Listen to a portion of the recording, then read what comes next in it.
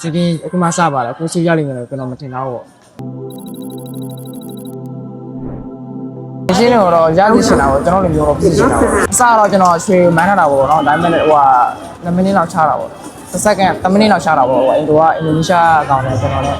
2မိနစ်လောက်ချတော့ရွှေရောမရနိုင်ဘူးပေါ့နော်အစတော့ BNN ကောင်နဲ့ကျွန်တော်လည်းပြက်တယ်ဗျာ BNN ကောင်ကကျွန်တော်နောက်လိုက်လာတော့ကျွန်တော်ကအရှင်မ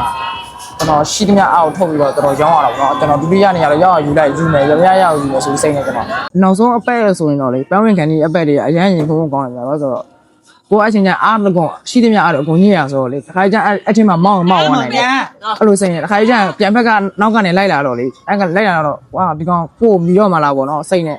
ပန်းဝင်ရတော့ဘာမှမသိဘူးအချင်းချင်းလူကအရန်ကိုပင်မနေတော့လေပြန်ထားလိုက်တယ်ပြီးတော့ဒီ BNN ကကိုကြီးကကျွန်တော်လာထီတဲ့အချိန်မှာကျွန်တော်ပြန်ပြီးတော့အနံကန်ပြီးတော့ကျွန်တော်1 တာပေါ့အရန်ပြည်သူ့ချင်းကြီးကျွန်တော်ဒီဝေးရရင်ကျွန်တော်ရဲ့အောင်မြင်မှုတော့မရောက်သေးဘူးပေါ့နော်ကျွန်တော်စီးကင်းမှာရွှေရောက်ရရမယ်စိတ်နဲ့ကျွန်တော်နောက်နေ့စီးကင်းတွေကိုထပ်ဆော့အောင်မယ်ထပ်ဆော့ပြီးရွှေရောက်ယူမယ်ဆိုစိတ်နဲ့ကျွန်တော်ဒီအဲ့လိုစိတ်နဲ့ကျွန်တော်သူ့ညနေအောင်ချမှုစိတ်နဲ့နောက်နေ့စီးကင်းတွေမှာလည်းအကောင်းဆုံးဆိုတော့ဒီဗီဒီယိုရှိတဲ့ page တွေရောကျွန်တော်တို့အားပေးတဲ့ဒီ support ပေါ့နော်ကာနာကိုစားပြုကြရင်အတွက်လည်းအရင်ဝမ်းတာပါလေပြီးတော့ကျွန်တော်တို့အားပေးတဲ့ page တွေလည်းအများကြီးကျေးဇူးတင်ပါတယ်ဆက်လက်ပြီးတော့လည်းဒီတက်မကအားပေးကြပါဦးလို့ပြောချင်ပါတယ်